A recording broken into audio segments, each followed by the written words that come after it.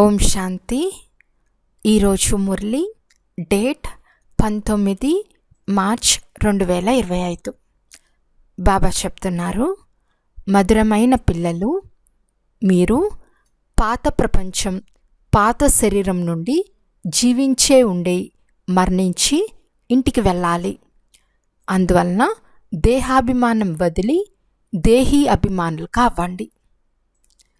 ఈరోజు ప్రశ్న: మంచి మంచి పురుషార్థి పిల్లల గుర్తులు ఏవి? జవాబు: వారు అమృత వేళలో లేచి దేహీ అభిమానులుగా ఉండే అభ్యాసం చేస్తారు. ఒక్క తండ్రిని మాత్రమే స్మృతి చేసే పురుషార్థం చేస్తారు. వారికి ఏ ఇతర దేహదారుల గుర్తు రాకుండా నిరంతరం తండ్రిని 84 జన్మల చక్రంను స్మృతి చేస్తూ ఉండాలనే లక్ష్యం ఉంటుంది. ఇలా ఉంటే ఓహో సౌభాగ్యం అని అంటారు. ఓం శాంతి. ఇప్పుడు పిల్లలైన మీరు జీవించి ఉండే మరణించారు. ఎలా మరణించారు? దేహాభిమానాన్ని వదిలేస్తే మిగిలింది ఆత్మ మాత్రమే. శరీరం అయితే సమాప్తమైపోతుంది, ఆత్మ మరణించదు. జీవించి ఉండే స్వయాన్ని ఆత్మగా భావించి పరంపిత పరమాత్మతో యోగం జోడించటం వలన ఆత్మ పవిత్రమైపోతుందని తండ్రి చెప్తున్నారు. ఆత్మ ఎంతవరకు పూర్తిగా పవిత్రంగా అవ్వదో అంతవరకు పవిత్రమైన శరీరం లభించదు. ఆత్మ పవిత్రమైతే ఈ పాత శరీరం దానంతటికదే వదిలిపోతుంది. ఎలాగైతే సర్పానికి దాని కుబుసం ఆటోమేటిక్గా ఉండిపోతుందో, దానిపై మమకారం నశిస్తుందో, ఆ విధంగా శరీరం ఊడిపోతుంది. కొత్త శరీరం లభిస్తుందని, పాత శరీరం ఊడిపోతుందని పాముకు తెలుసు. ప్రతి ప్రాణికి తమ తమ బుద్ధి ఉంటుంది కదా. ఇప్పుడు మనం జీవించి ఉండే ఈ పాత ప్రపంచం నుండి, పాత శరీరం నుండి మరణించామని పిల్లలైన మీరు భావిస్తున్నారు. తర్వాత ఆత్మలైన మీరు కూడా శరీరం వదిలి ఎక్కడికి వెళ్తారు? మీ ఇంటికి. మొట్టమొదట నేను ఆత్మను, ఈ శరీరం కాదు అని పక్కాగా స్మృతి చేయాలి. బాబా, నేను నీ దానిని అయిపోయాను, జీవించి ఉండే మరణించాను అని ఆత్మ అంటుంది. ఇప్పుడు ఆత్మకు తండ్రినైన నన్ను స్మృతి చేస్తే నీవు తమోప్రధానం నుండి సతోప్రధానంగా అవుతావని ఆజ్ఞ లభించింది. ఇలా స్మృతి చేసే అభ్యాసం పక్కాగా ఉండాలి. బాబా, మీరు వస్తే నేను మీకు చెందిన దానిగా అయిపోతానని ఆత్మనే అంటుంది. ఆత్మ స్త్రీ కాదు, పురుషుడు. ఎల్లప్పుడూ మనమంతా సోదరులమని అంటారు, అంతేకాని మనమంతా సోదరిలుము అని అనరు. అందరూ బాలురే. మగపిల్లలందరికీ వారసత్వం లభిస్తుంది. ఒకవేళ స్వయానికి బాలిక అని అనుకుంటే వారసత్వం ఎలా లభిస్తుంది? ఆత్మలంతా సోదరులే. తండ్రి అందరికీ చెప్తున్నారు, ఆత్మీక పిల్లలారా, నన్ను స్మృతి చేయండి. ఆత్మ ఎంతో చిన్నది. ఇవన్నీ చాలా సూక్ష్మంగా అర్థం చేసుకునే విషయాలు. పిల్లలకు స్మృతి స్థిరంగా నిలవదు. సన్యాసులు ఒక ఉదాహరణ ఇస్తారు. నేను గేదెను అంటూ జపిస్తే గేదెగా అయిపోతాడు. నిషానికి గేదెగా ఎవ్వరూ అవ్వరు. తండ్రి స్వయాన్ని ఆత్మగా భావించమని చెప్తున్నారు. ఈ ఆత్మ పరమాత్మల జ్ఞానం ఎవ్వరికీ లేదు. అందుకే ఇటువంటి మాటలు అంటూ ఉంటారు. ఇప్పుడు మీరు దేహీ అభిమానులు కావాలి. మనమంతా ఆత్మలము. ఈ పాత శరీరాన్ని వదిలి మనం కొత్త శరీరాన్ని తీసుకోవాలి. ఆత్మ ఒక నక్షత్రం, భ్రూ మధ్యస్థానంలో ఉంటుందని మనుషులు అంటారు. మళ్ళీ అంగుష్టాకారంగా ఉంటుందని కూడా అంటారు. నక్షత్రం ఎక్కడా, అంగుష్టం ఎక్కడా? చూపించేందుకు మట్టితో శాలిగ్రామాలు తయారు చేస్తారు. ఆత్మ అంత పెద్దదిగా ఉండదు. మనుషులు దేహాభిమానం గలవారిగా ఉన్నారు కదా, అందువల్ల ఆత్మలను కూడా పెద్దవిగా తయారు చేస్తారు. ఇవన్నీ చాలా సూక్ష్మమైన విషయాలు. మనుషులు భక్తి కూడా ఏకాంతంలో ఒక చిన్న గదిలో కూర్చుని చేస్తారు. మీరు గృహస్థ వ్యవహారంలో, వృత్తి వ్యాపారాదుల్లో ఉంటూ మేము ఆత్మల్మని పక్కా చేసుకోవాలి. మీ తండ్రినైన నేను కూడా చాలా చిన్న బిందువునని బాబా చెప్తున్నారు. నేనేమీ పెద్దగా ఉండను, అయితే నాలో సంపూర్ణ జ్ఞానం ఉంది. ఆత్మ పరమాత్ములు రెండూ ఒకే విధంగా ఉంటాయి. వారిని సుప్రీం అని అంటారు. ఇది కూడా డ్రామాలో నిర్ణయించబడిందని అంటున్నారు. తండ్రి అంటున్నారు, నేను అమరుడును కాకుంటే మిమ్మల్ని ఎలా పావనంగా చేస్తాను? మధురమైన పిల్లలు అని ఎలా పిలుస్తాను? సర్వము నిర్వహించేది ఆత్మయే. తండ్రి వచ్చి దేహీ అభిమానులుగా చేస్తున్నారు. శ్రమంతా ఇందులోనే ఉంది. తండ్రి అంటున్నారు, నన్ను స్మృతి చేయండి, ఇతరులెవ్వరినీ స్మృతి చేయకండి. ప్రపంచంలో యోగులైతే అనేక మంది ఉన్నారు. కన్యకు వివాహం నిశ్చయమైతే కాబోయే పతితో యోగం చేస్తుంది కదా. అంతకుముందు యోగం ఉండదు. పతిని చూసిన వెంటనే అతని స్మృతిలో ఉంటుంది. ఇప్పుడు తండ్రి చెప్తున్నారు, నన్నొక్కరినే స్మృతి చేయండి. దీన్ని చాలా బాగా అభ్యాసం చేయాలి. మంచి మంచి పురుషార్థం చేసే పిల్లలు అమృతవేళలో లేచి దేహీ అభిమానులుగా ఉండే అభ్యాసం చేస్తారు. భక్తి కూడా ఉదయమే చేస్తారు కదా. వారి వారి ఇష్టదైవులను స్మృతి చేస్తారు. హనుమంతుణ్ణి కూడా ఎంతగానో పూజిస్తారు. కానీ అతడెవరో ఏమాత్రం తెలియదు. తండ్రి వచ్చి అర్థం చేస్తున్నారు, మీది వానర బుద్ధి వల్లే అయిపోయింది, అంటే కోతి బుద్ధి వల్లే అయిపోయింది. ఇప్పుడు మళ్ళీ మీరు దేవతలుగా అవుతారు. ఇది పతితమైన తమోప్రధాన ప్రపంచం. ఇప్పుడు మీరు అనంతమైన తండ్రి వద్దకు వచ్చారు. నేను పునర్జన్మరహితుణ్ణు. ఈ శరీరం ఈ దాదాది. నాకు శారీరక పేరు ఏదీ లేదు, ఎందుకంటే నాకు శరీరమే లేదు. నా పేరే కళ్యాణకారి శివుడు. కళ్యాణకారుడైన శివబాబా వచ్చి నరకాన్ని స్వర్గంగా చేస్తారని పిల్లలైన మీకు తెలుసు. ఎంతో గొప్ప కళ్యాణం చేస్తారు. నరకాన్ని పూర్తిగా వినాశనం చేయిస్తారు. ఇప్పుడు ప్రజాపిత బ్రహ్మ ద్వారా స్థాపన జరుగుతూ ఉంది. వీరు ప్రజాపిత బ్రహ్మ ముఖవంశావళి. లేస్తూ కూర్చుంటూ తిరుగుతూ ఒకరికొకరు మన్మనాభవ అని గమనమిప్పించుకోవాలి. నన్ను స్మృతి చేస్తే వికర్మలు వినాశనమవుతాయని తండ్రి చెప్తున్నారు. పతిత పావనుడు ఆ ఒక్క తండ్రే కదా. వారు పొరపాటుగా భగవాను వాచకు బదులు కృష్ణ భగవాను వాచ అని రాసేశారు. భగవంతుడు నిరాకారుడు. వారిని పరంపిత పరమాత్ముడని అంటారు. వారి పేరు శివుడు. శివుణ్ణి పూజ కూడా చాలామంది చేస్తారు. శివకాశి శివకాశి అంటూ ఉంటారు. భక్తి మార్గంలో అనేక ప్రకారాల పేర్లు ఉంచేశారు. సంపాదన కొరకు అనేక మందిరాలు నిర్మించారు. వారి అసలు పేరు శివుడు. సోమనాథుడు సోమరసాన్ని తాపిస్తారు. జ్ఞానధనంను ఇస్తారు.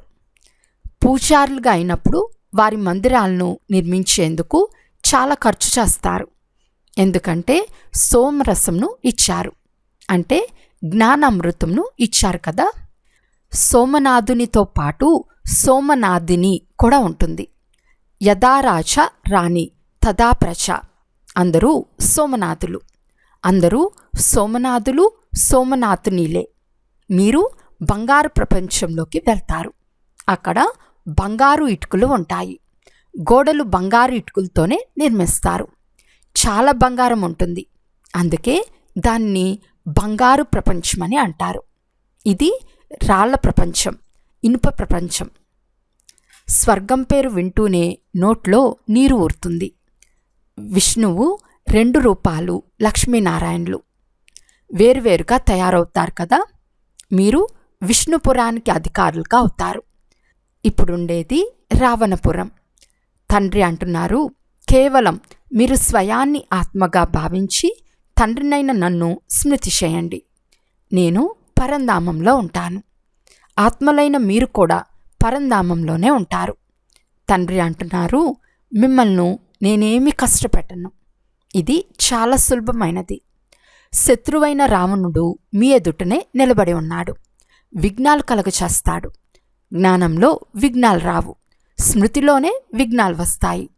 మాయ మాటి మాటికి స్మృతిని మరిపింపచేస్తుంది, దేహాభిమానంలోకే తీసుకెళ్తుంది, తండ్రిని స్మృతి చేయనివ్వదు.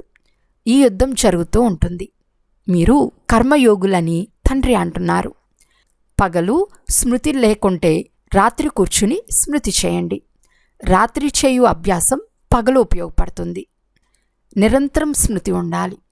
ఎవరైతే విశ్వానికి అధికారులుగా చేస్తారో ఆ తండ్రిని మనం నిరంతరం స్మృతి చేస్తాము. తండ్రి స్మృతే కాక 84 జన్మల చక్రం కూడా స్మృతి ఉంటే అహో సౌభాగ్యం. ఇతరులకు కూడా వినిపించాలి. సోదరీ సోదరులారా, ఇప్పుడు కలియుగం సమాప్తమై సత్యుగం వస్తుంది.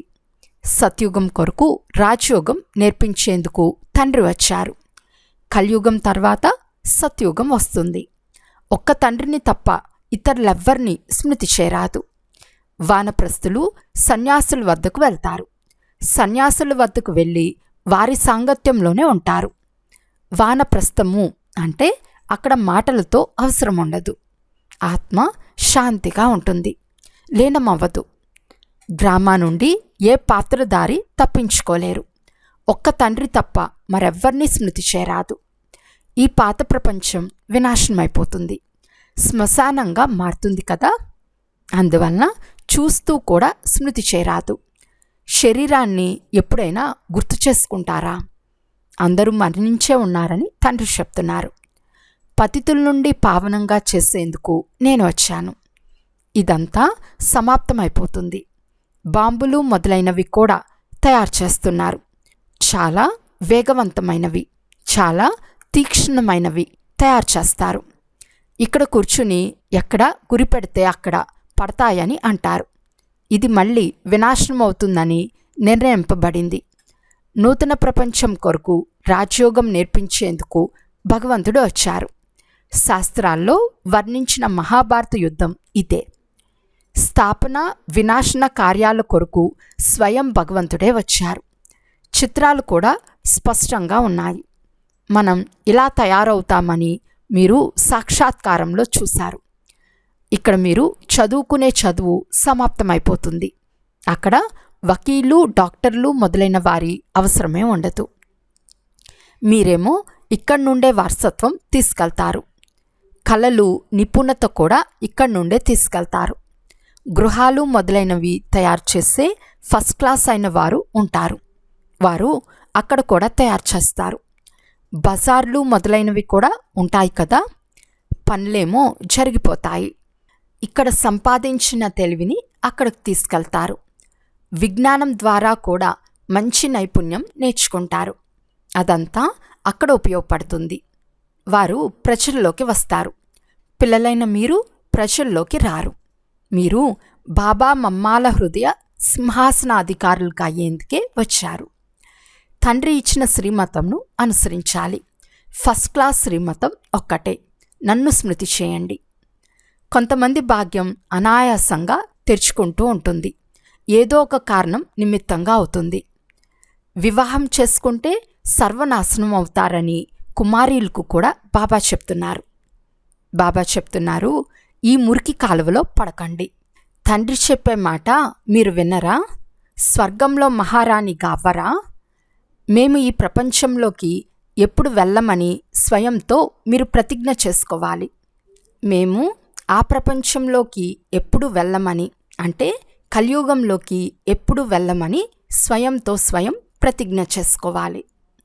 ఆ ప్రపంచాన్ని స్మృతి కూడా చేయము. శ్మశానాన్ని ఎప్పుడైనా గుర్తు చేసుకుంటారా? ఇక్కడైతే ఈ శరీరాన్ని వదిలితే మేము స్వర్గంలోకి వెళ్తామని మీరంటారు. ఇప్పుడు 84 జన్మలు పూర్తయ్యాయి. ఇప్పుడు మనం తిరిగి మన ఇంటికి వెళ్తాము, అంటే శాంతిధామానికి వెళ్తాము. ఈ విషయాలన్నీ ఇతరులకు కూడా వినిపించాలి. బాబా తప్ప ఇతరులెవ్వరూ సత్యుగంలో రాజ్య పదవిని ఇవ్వలేరని కూడా మీరు అర్థం చేసుకున్నారు. ఈ రథానికి కూడా కర్మభోగం ఉంటుంది కదా. బాప్దాదాల మధ్య కూడా అప్పుడప్పుడు పరస్పరం ఆత్మీక సంభాషణ జరుగుతుంది. బాబా నన్ను ఆశీర్వదించండి అని ఈ బ్రహ్మబాబా అడుగుతారు. ఈ దగ్గుకు ఏదైనా మందు ఇవ్వండి, లేక చూమంత్రంతో మాయం చేయండి బ్రహ్మబాబా శివబాబాను అడుగుతారు. దానికి అలా వీలు లేదు, ఇది భోగించే తీరాలని శివబాబా అంటారు.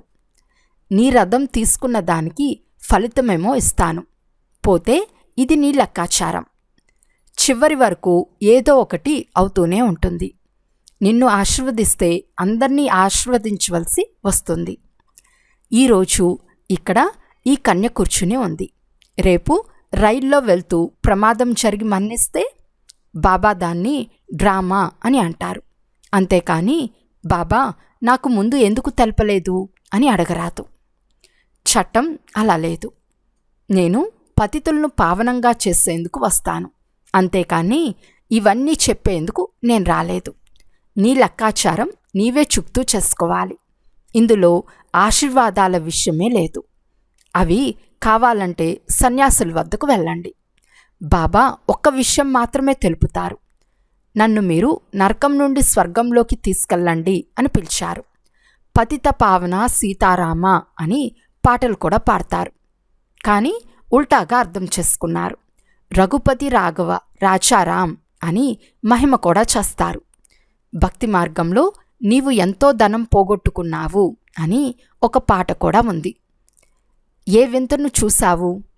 దేవతల విగ్రహాలను తయారు చేసి పూజించి సముద్రంలో ముంచేస్తారు. ఇప్పుడు ఎంత ధనం నాశనం చేసుకున్నారు? అర్థం చేసుకున్నారు. ఇది మళ్ళీ జరుగుతుంది. సత్యుగంలో ఇటువంటి పనులు జరగవు. సెకండ్ నిర్ణయింపబడే ఉంది. కల్పం తర్వాత ఇవే విషయాలు మళ్ళీ పునరావృతం అవుతాయి. డ్రామాను బాగా అర్థం చేసుకోవాలి. ఎవరైనా ఎక్కువగా స్మృతి చేయలేకుంటే తండ్రి చెప్తున్నారు, కేవలం తండ్రిని, వారిచ్చే చక్రవర్తి పదవిని స్మృతి చేయండి.